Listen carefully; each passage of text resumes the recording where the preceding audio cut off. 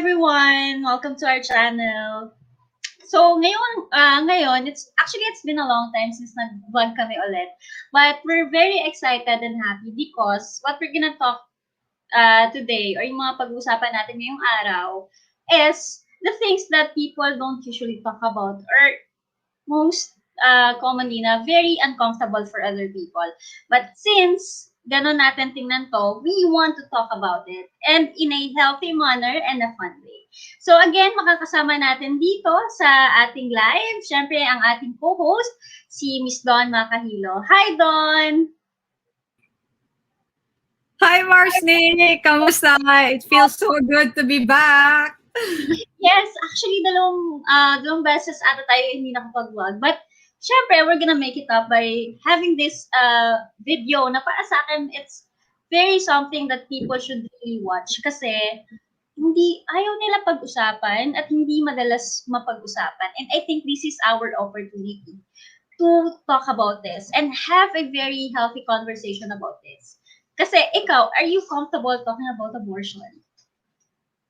Well, I've been an advocate for some time din, Mars. At some point in my life, ang hirap din talaga pag-usapan siya, even with closest friends and families, But I think we need to own the narrative and, keep on talking, keep on speaking about it. So, ayun, para mas ma-normalize siya. And at some point, also bring back the power to every woman to decide about their bodies and also yun yung usapin ng bodily autonomy. So there was a challenge at some point, but kailangan maging assertive tayo on these rights and specific issues on abortion. Ayun. Yes, kasi for this episode, we're gonna unlock a lot of things. Misconceptions, kumaga ibabas natin lahat yun because we want people to really understand what abortion is and why is it important na bigyan natin ng chance yung other people to make this choice kahit hindi natin yun personal choice. So, gaano ba siya kahalaga? So, for that, makakasama natin ngayong afternoon. She is the SRHR Advocacy Officer of Women's Global Network for Reproductive Rights. Makakasama natin si Shiph. Hello, Shiph! Hello, Nick. Hello, Dawn. Hi. Happy to be here. Yeah. Hello sa viewers. Yes, nag-makeup naman ako ng onte for this. Nakaka-pressure yan. Actually, I'm very excited to talk about abortion because, the people surrounding me are like people na parang maraming, kasi there are like different biases. And because of that biases, this stops them from really encouraging themselves to learn about abortion and which causes sobrang daming misconceptions. But syempre, bago natin pag-usapan yan, syempre magkamustahan muna tayo. So, how are you? Okay naman ako today. Excited for our chat. Syempre, it's a Friday, so we're ending the work week. But we know the work is never done. So, ayun. So, I'm happy to be here and ayun, parang do my advocacy pa rin in other platforms. Of course, excited din for the weekend. Ayun. Mag-Netflix, ganyan. Okay. After nito. Totoo. How are you? Ayun, patasadahan pa lang, may sort of hugot din ako sa sinabi ni Shiph, the work is never done. Parang ganun din siya, usapin natin sa that thing called A, So, parang ganun din siya, it's a never-ending struggle din. But at the same time, ganun din sa work. But of course, I'm also happy din and excited na it's a Friday. And also, it's good to be back here and also we are joined by our beautiful guest, at talagang excited tayong matuto sa kanya. At nakakamiss ka din, Mar. So, ayun, that's what I'm feeling for today. Yes, totoo. Kasi it's been a very, very difficult week. Kasi, di ba, pag Friday, usually, drain na tayo, super pagod na tayo from everything. But for Babayi Diaries, this is the start of, like, every Friday, kung ito man yung pagtatapos ng weekdays, ito yung pagsisimula natin ng advocacy. So, let's start. Handa na ba kayo? Oh my gosh, I'm so excited! Nakaka-pressure. Okay, kaya natin. Tulungan niyo ako. Kaya natin yan. Sabi nga natin, diba, ang dami nating pinagdadaanan. Yung Philippines, with whatever struggles na pinagdaanan ng country natin, ang daming issues. So, ngayon, I want to start with the question na, bakit kaya consider na parang hirap pa rin yung mga Pinoy, yung mga tao from the Philippines, na pag-usapan yung pagtingin nila or yung opinions nila about abortion? Ayan.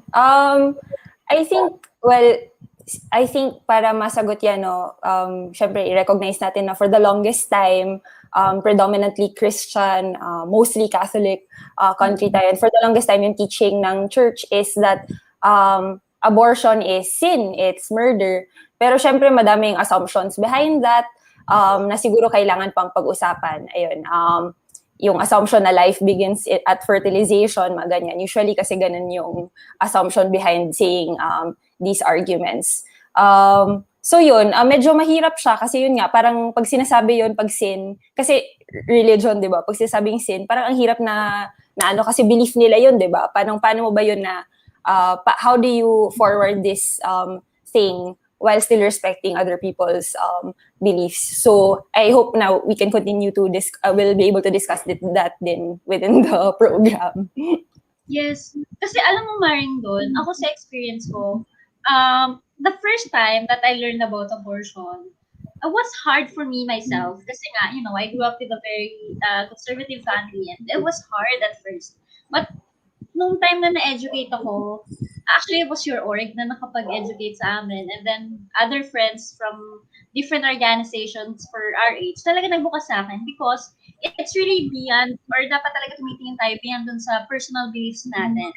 And ako, may question ako kay Maring doon before we proceed to other questions. Na parang, ikaw Maring doon, was it easy for you to converse to people about this? Or what was their reaction when people oh, okay, gusto mo na abortion. So, they're like, what? Parang ganun. May mga ganun ka bang reaction? Sige, dahil Friday ngayon, mag-Friday flashback tayo. Back then kasi Mars, may project ako. And I call this TikToks. So I gathered ng people, SRHR advocates to, ng bansa, sa Starbucks. So, pinag-usapan namin, technically dapat, ideally is abortion, the right to decide, the right to choose, etc., etc. But to make the long story short, we have the tweak, and it's the project head of this. Parang kailangan ko, okay, I think we're not heading towards discussion on abortion per se, kasi parang hindi ready itong mga youth na to, na tinatawag nating SRHR advocate nga, but may division pa din with regards to right to abortion. So talagang it's always a struggle. So naalala ko nga, so mahirap din even in our session, even in the feminist circles, marami pa ding mga polarized or mga iba't ibang opinion with regards to the right to abortion ng isang tao, So, ayun, I think kung nahihirapan nga tayo sa mga fellow advocates din natin at fellow feminists natin, how much more to the greater public. So I think it's always a challenge na, yun nga, Mars, we continue to educate these people, these communities about abortion kasi highly stigmatized din siya, that's one. And also kasi abortion is punishable by law in the country. So talagang parang feeling natin pag-usapan pa lang siya talagang mahirap, So parang gaya naman sabi ni Shiph, it's a sin and you're a murderer if you undergo abortion. So talagang it's a struggle for us advocates to continue discussion. But I think I'm more than inspired, Kasi parang ang dami na nating medium gaya ng usaping ito sa Babayi Diaries that we get to converse on this topic. Kasi mas maganda kasi na pag-uusapan at wider audience yung nare-reach natin. Kaysa kasi parang that's yung gaya ng title natin, 'di ba? Parang hindi nasasabi na A is for abortion. So parang bakit hindi natin masabi? So may mga ganun pa din na perspektiba. Yes. Kasi like sabi nga ni Shiph kanina, 'di ba sabi mo kanina Shiph na it's because of like personal religion or personal beliefs. Kahit ano pa 'yon. Since it affects us, paano sa tingin mo, paano kaya magkakaroon ng healthy conversation without like sabunutan or alam mo yun, yung awayan talaga. Kasi diba, like when people talk about this, like gulo talaga. I mean, like, Yeah. in a Filipino family, nako, ko yung mga tita mo talaga magre-react sa mga ganitong, or sa mga ganitong klaseng issue. So, how do we start a healthy conversation? Okay. Alright. Siguro may isang route na pwede mong puntahan na parang pag-usapan niyo yung science of it, yung life begins at fertilization, pwede mo yung i-debunk. Parang pwede mo sabihin, actually marami namang parang for example, fertilized eggs na di naman nag-carry on yung pregnancy kahit sa first trimester or whatever.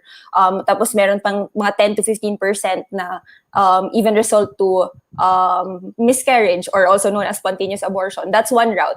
But I think a more productive route, and feeling ko mas malapit siguro sa experiences ng mga tao, is we have to look at what's actually happening.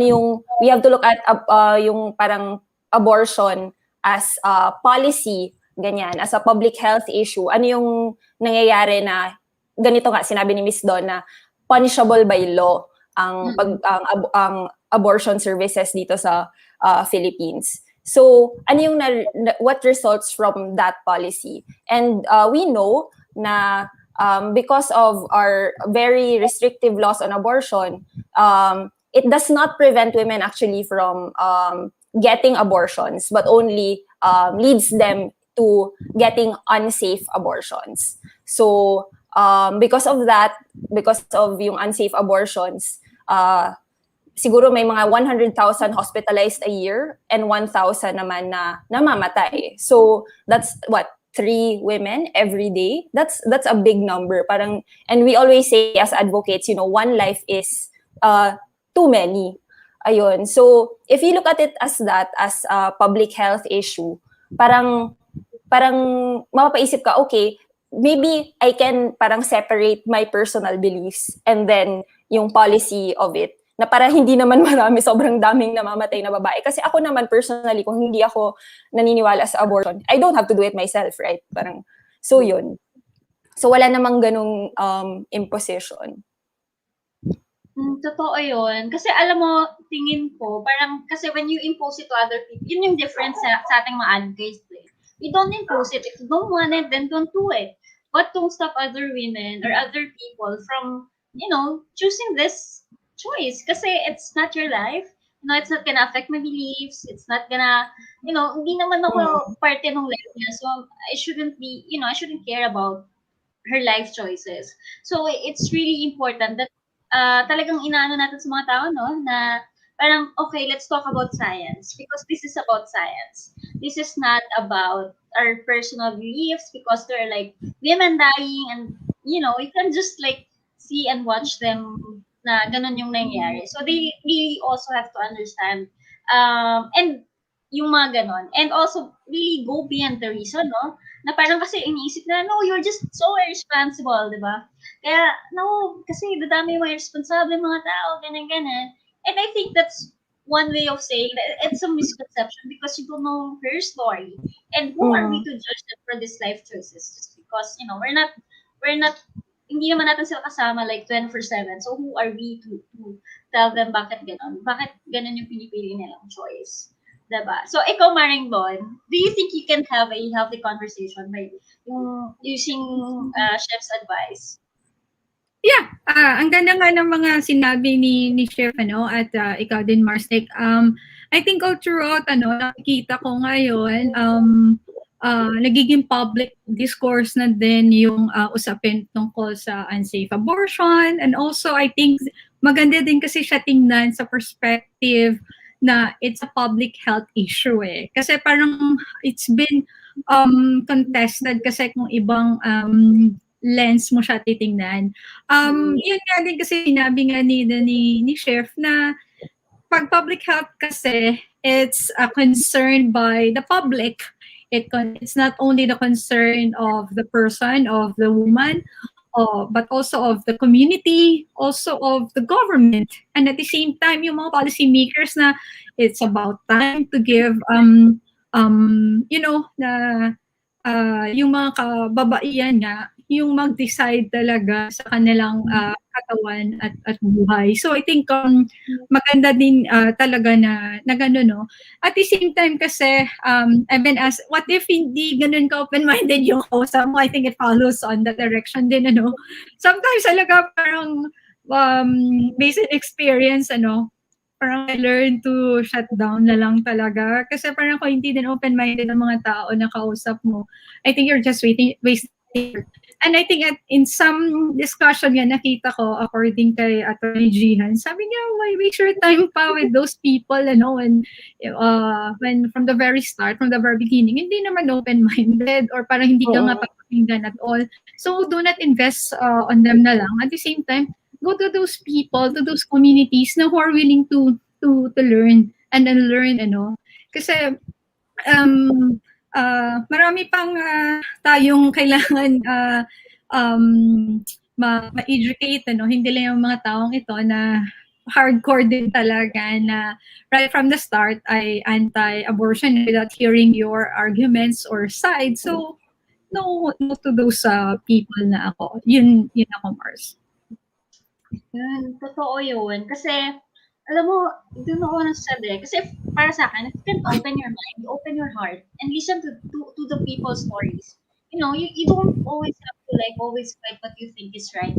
But because sometimes you also have to hear what other people has to say when it comes to these issues. And doon ka ma-open up talaga to, okay, kaya pala kailangan kasi ganito. You just have to listen. You don't have to always debate, diba? Stop the argument. Peace tayo dito, diba? Ganun naman talaga when you start an advocacy. Don't try to fight people. Don't even try to convince them. Just present them na yung mga stories na bakit kailangan natin na ipaglaban yung ganito. Na kahit hindi ito yung laban na para sa'yo. Or at least for other people na mas kailangan to. At bakit? Ganun. Wow. Yeah. Wait, parang ang ganda ng point na yon parang feeling ko talaga empathy siya. Kasi, especially like abortion, for example, we don't think that, diba, parang we don't think it's common, we don't think it happens, but it does. And when it happens, I feel like when it happens to someone na close sa'yo, mas bibigyan mo ng chance yung issue. Or mas i-open up mo siya as an option. So, ayun. So, we don't know, but it's actually happening around us. True. Ikaw, Marington, do you have questions for Shiph? Ano ba? Dahil nagtitrabaho si Shiph sa WG, do you have any idea or study kung sino-sinong mga nagpapa-abort sa Pilipinas? Para at least kasi we're talking about baka one of our friends, baka one of our family members na pala has experienced abortion or oftentimes nga unsafe abortion kasi nga of the highly stigmatized case in the Philippines. Actually, may mga documented naman talaga na stories, no? Merong, for example, I think noong 2010 may report na nilabas yung Center for Reproductive Rights na Forsaken Lives. So may mga accounts doon.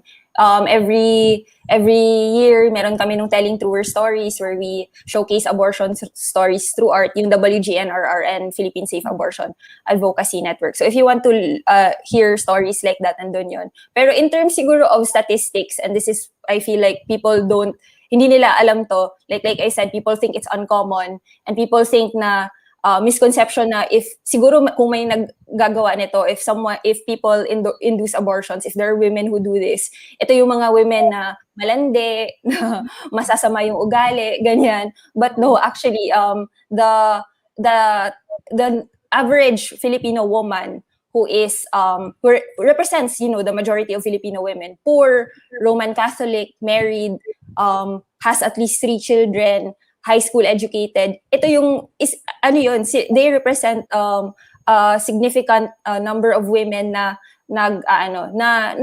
who actually avail of abortion services. Hindi siya legal, we know that, but yes, it happens, and your average Filipino woman avails it. Yeah, kasi, sige, go. Ikaw muna. Yun nga lang, I think for most, especially for poor women, unsafe yung methods na kaya nilang i-avail kasi wala naman silang access to, they can't go abroad, ayun, they can't find siguro doctors who might do it for them for a certain amount. So yun, unsafe abortion talaga siya. Yes. Actually, ito, trigger warning sa mga nanonood. This like a true story. I don't want to mention any case, pero isa to sa mga napuntahan ko. And it's sad because it happened. Kasi ang nangyari is, again, trigger warning, kung sa tingin niyo po kayo ay may trigger sa akin sasabihin, siguro skip niyo na po muna tong video. Dito po kasi, there was a time na meron akong isang place na pinuntahan, and then I was so shocked kasi sa isang place, laganap yung incest. And since na illegal yung abortion, yung bata, wala siyang choice but to do it. But to just stick around with the father kasi nga feeling niya na parang wala naman siya magagawa eh. Yun yung cycle eh. Ganun yung naramdaman niya. Kasi ngayon, na siya, nasa right age na siya. Tapos, syempre na-shock kami nung nalaman namin yung story na ginagahasa pala siya ng tatay niya. And what happened was, di ba nagkaroon siyang baby?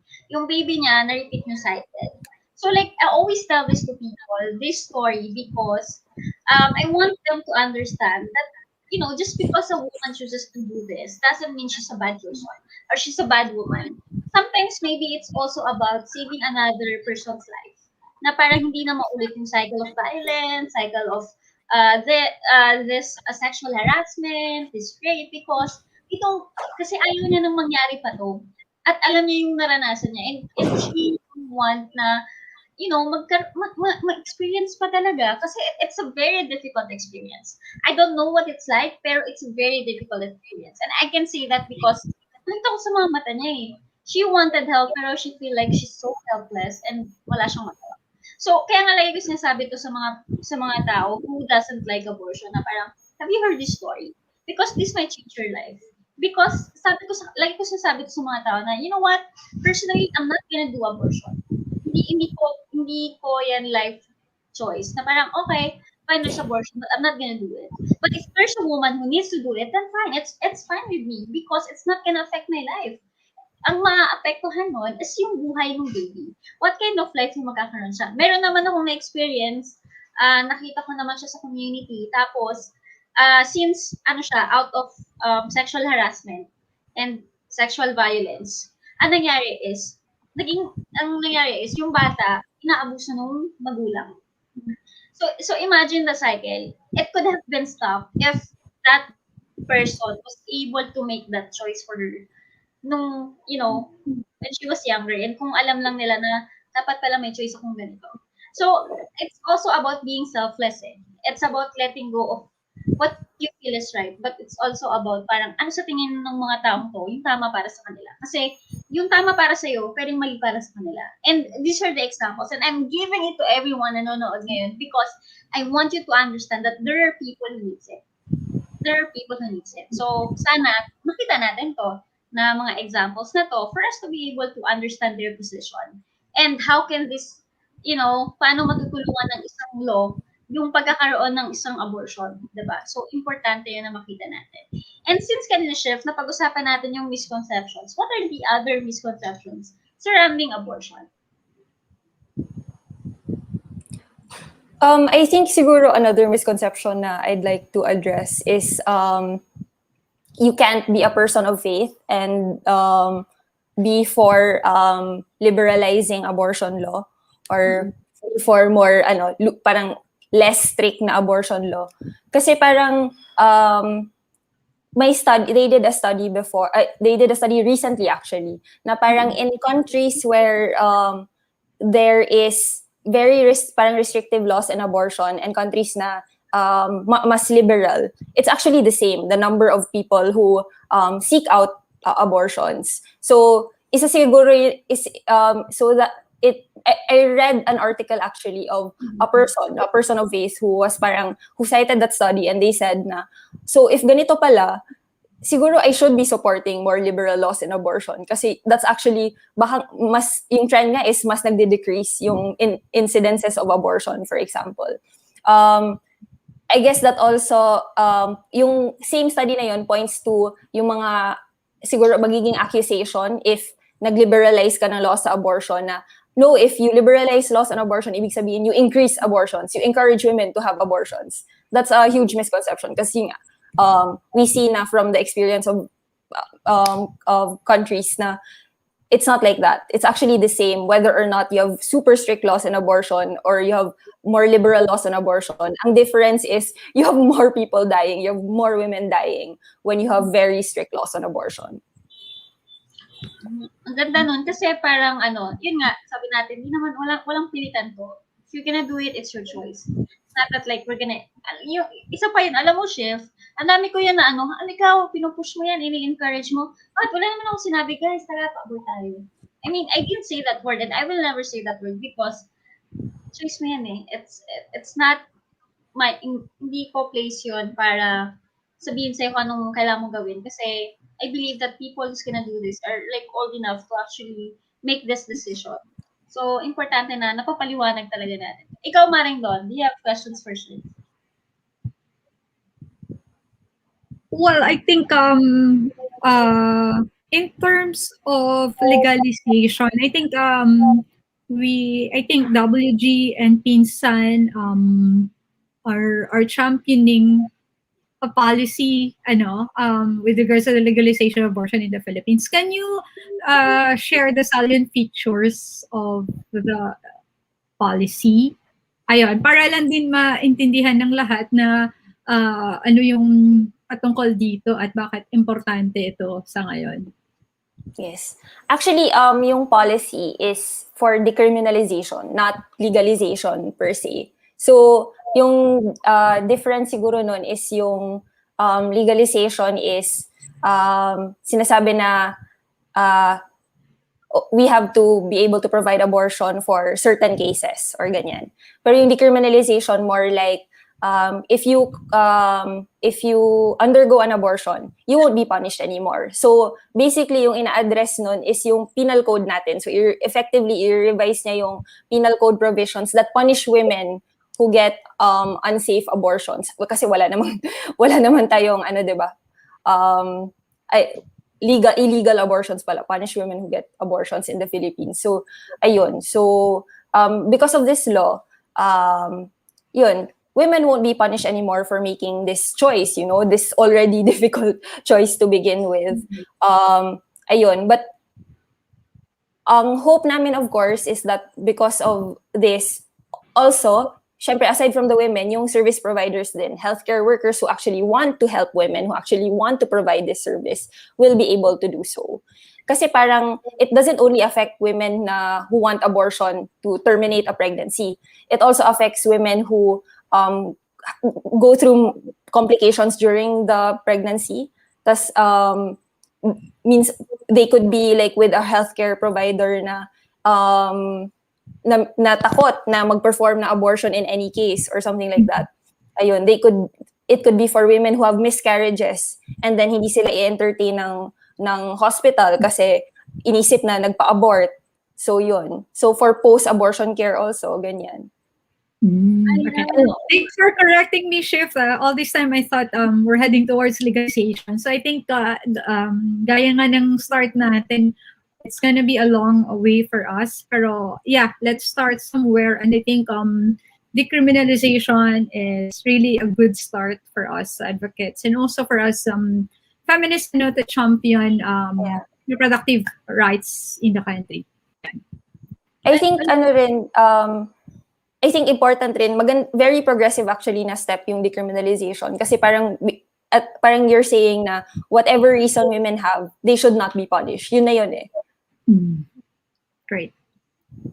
Yeah. So, wait lang. Ibig sabihin ba, dito sa Philippines, pag nagpa-abort ka, wala kang post-abortion care?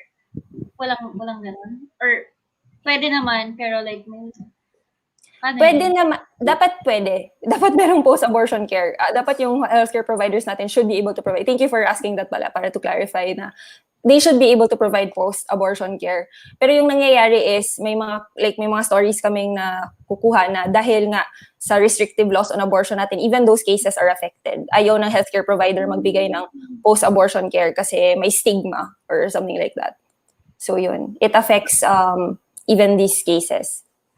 Yeah, kasi feeling ko ito yung importante ma-address. Kasi parang, ang hirap, again, sabi mo nga, ang hirap na ng desisyon na yun, tapos kailangan mo ng care, like, ng healthcare, and right mo naman talaga yun. Pero you can't have that because of, of the stigma, and people are scared. Kasi, siguro baka yung iba kasing siguro doctors or professionals, natatakot na baka sila yung mali dun sa Yeah.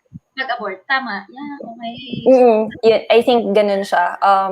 Kasi marami rin naman doctors na, siguro may mga doctors na meron talagang religious beliefs. Pero I think, like, for example, yung experience with other countries, and I think marami ding doctors, especially siguro sa mga mas bata na, they want to be able to, parang our natural allies, they want to be able to have this option. Yun nga, may fear lang na baka sila ay ma-criminalize. Ayun.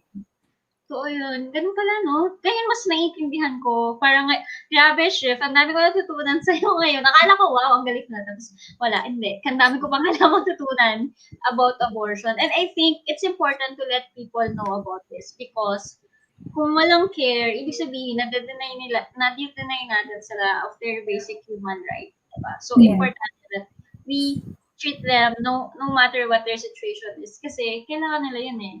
Diba? We don't want another person na ganun yung mangyari. So, ang ganda how you said it. So, Mars, i-add ko lang, I think there's a term for that. That's what we call sa conscientious objection of medical practitioners na regardless of their I think at some point I see this as a burden din kasi parang they're compelled in performing their duties as a healthcare provider, but because of the religious beliefs they cannot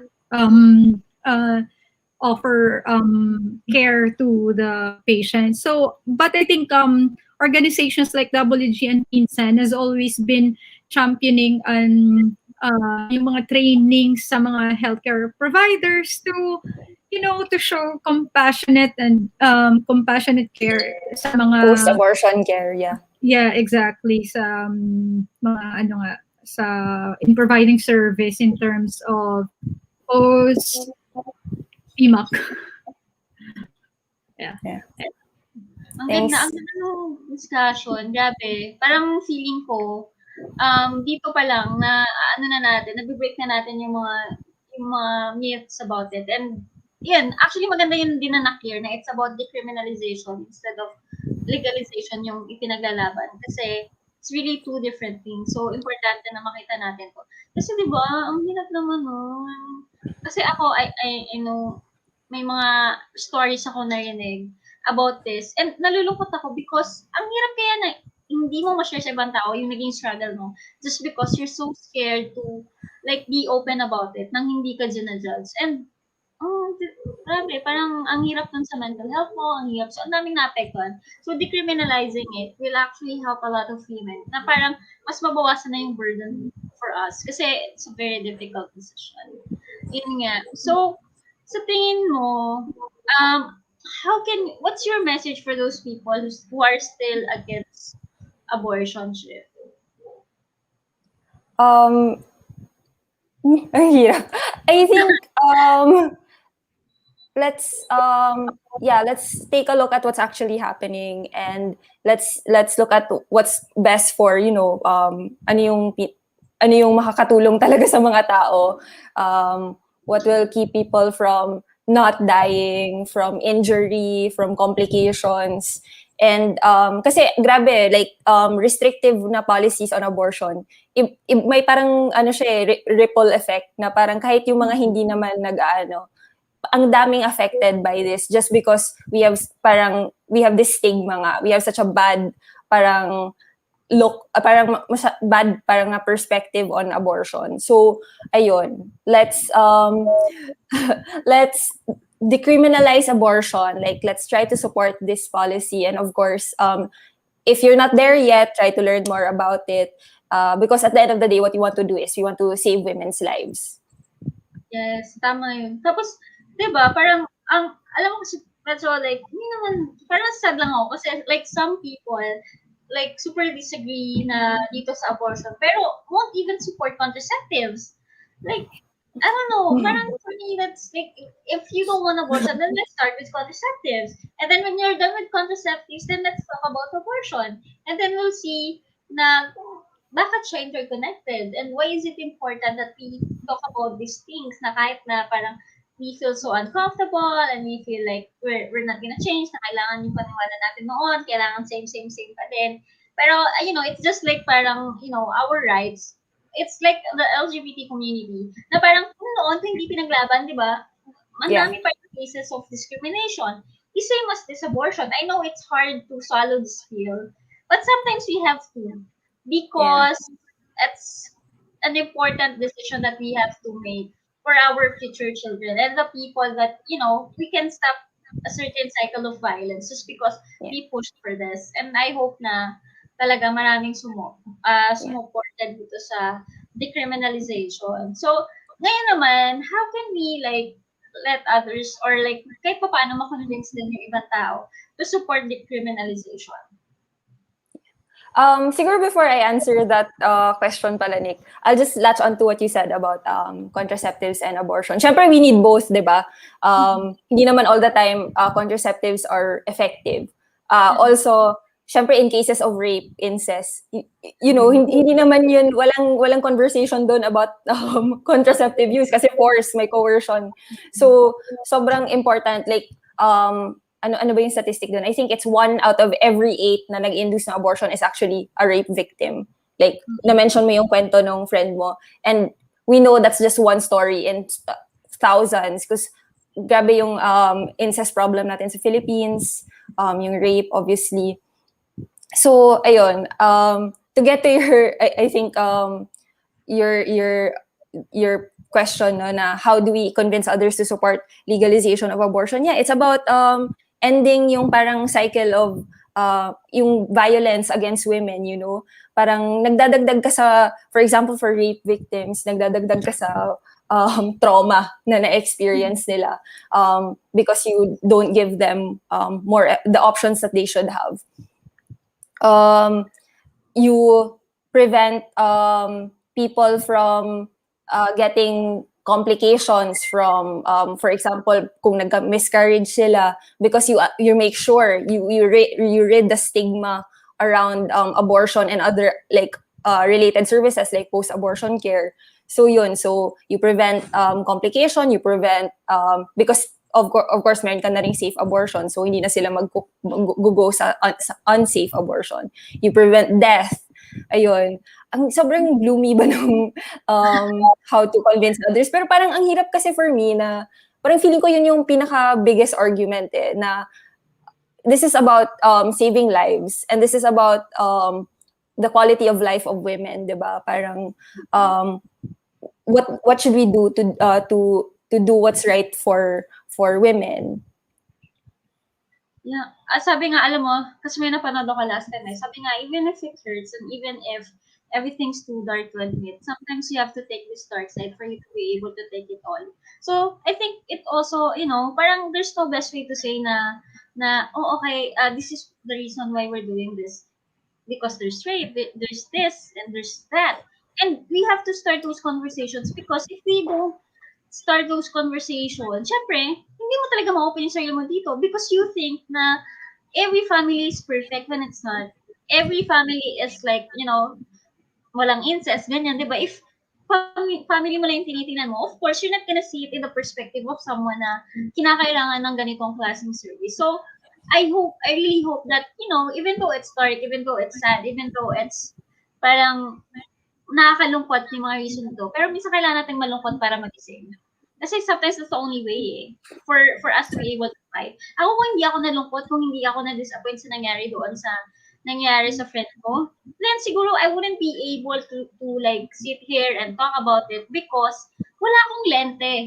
You know, wala akong pagkakataon to actually see their perspectives. Kasi nga, because of the kind of environment na kinalikahan ko. And it's not your fault kung ganun man yung environment mo because wala ganun talaga you just have to accept it. Pero, ang mga bagay na hindi nakatanggap-tanggap, yung nakasarado ka pa rin kahit alam mo na may mga taong kailangan pero ayaw mo pagbuksan because of your own personal beliefs. So, set it aside, di ba?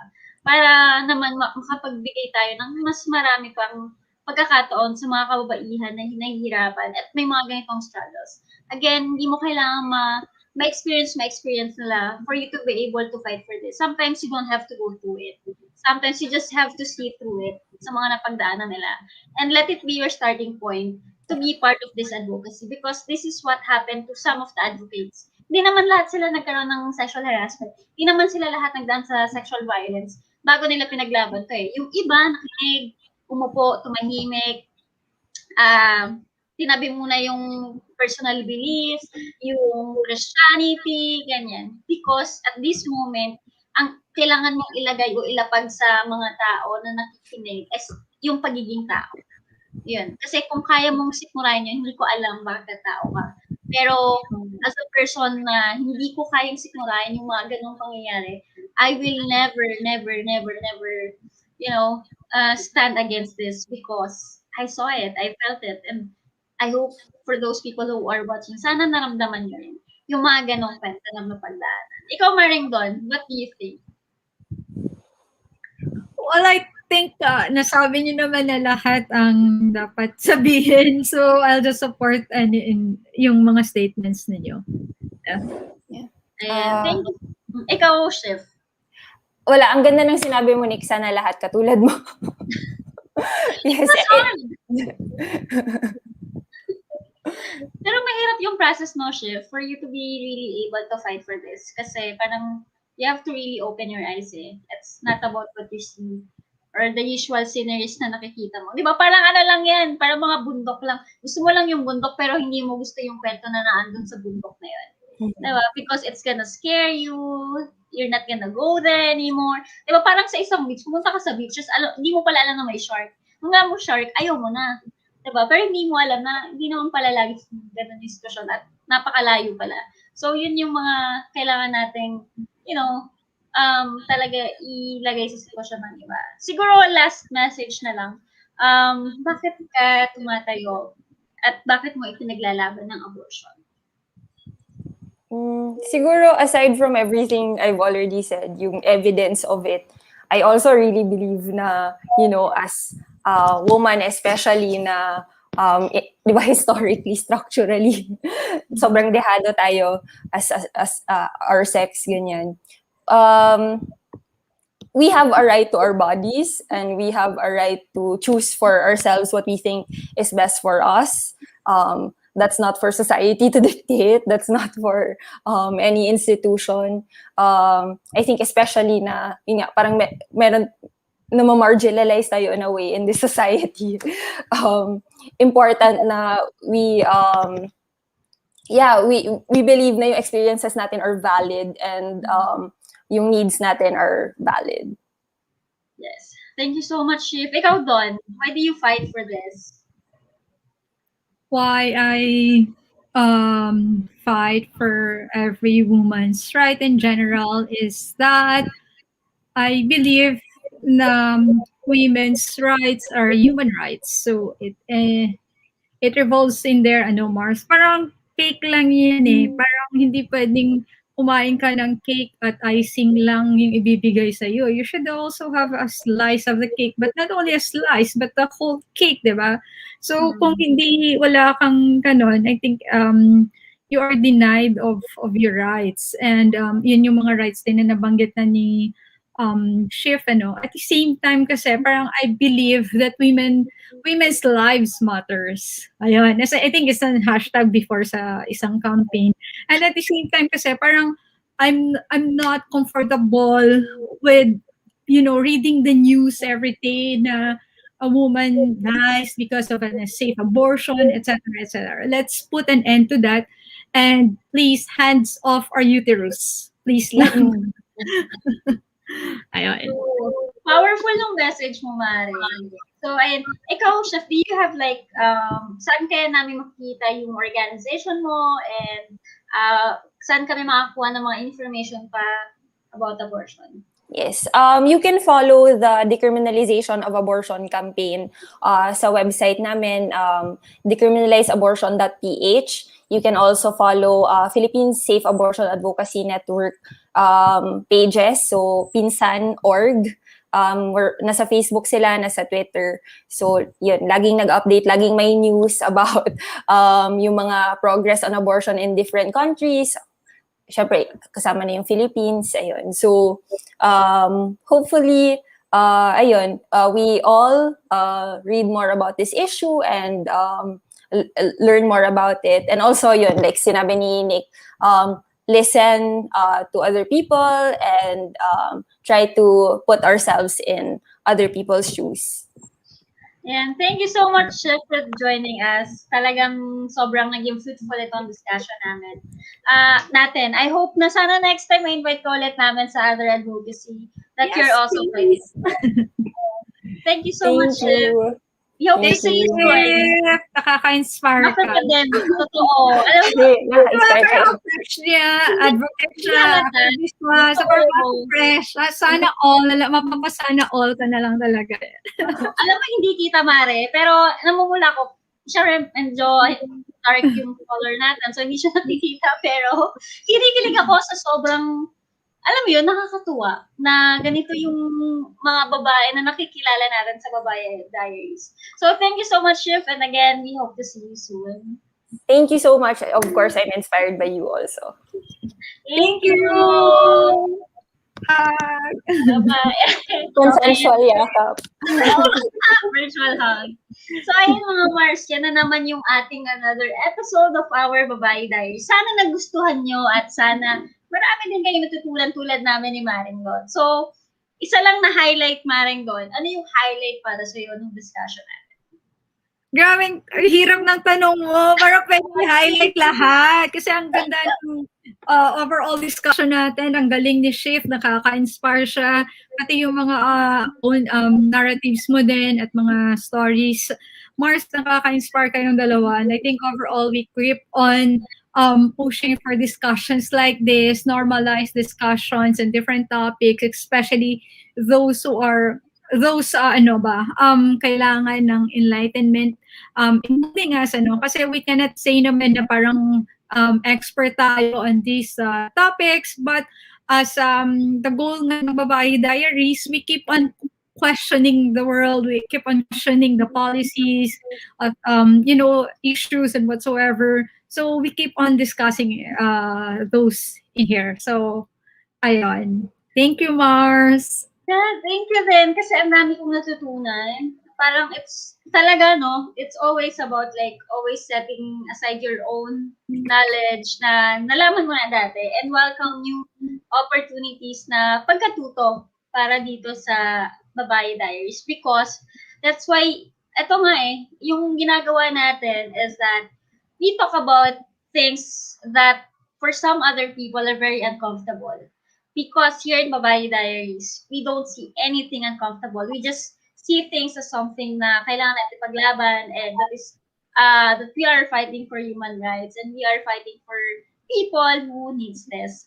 At again, maraming salamat sa ating mga kumare na sumama sa atin. At sana i-share niyo to. Kung hindi pa kayo nakasubscribe sa amin, please subscribe sa aming channel. And please don't forget to follow us on Instagram at Babayi Diaries and like our page on Facebook. Sana lagi niyo po kaming supportan. Again, maraming salamat, Maringdon. Thank you for joining us. Yay! My God. Excited na kasi ako kumain ng pansit. Yay! Yay! Kaya siguro ang taas ng energy ko today dahil sa pansit. Alam mo yun, nasa harap ka eh. Char! Ayan. Baka excited ka lang kumain kumain na agad. Pero shake, dali mo kakain mo. Ayan. And of course, we would like to thank Christine Sensoro for being our technical for today and always and forever. Paano ba yun? So, ayun, maraming salamat sa ating mga Mars and we hope to see you sa susunod namin. May bago pala kaming schedule, so we're gonna do Babayi Diaries every other week. So, we're gonna post it naman para at least may time tayo to actually ano yun, to chill and just like think about our next topic para mas abangan nyo. Ayan, maraming salamat. And again, thank you kay Shiph and thanks sa mga kumare natin. Thank you, Maring Don. Thank you, Maring Teen. And bye-bye. See you. Bye-bye.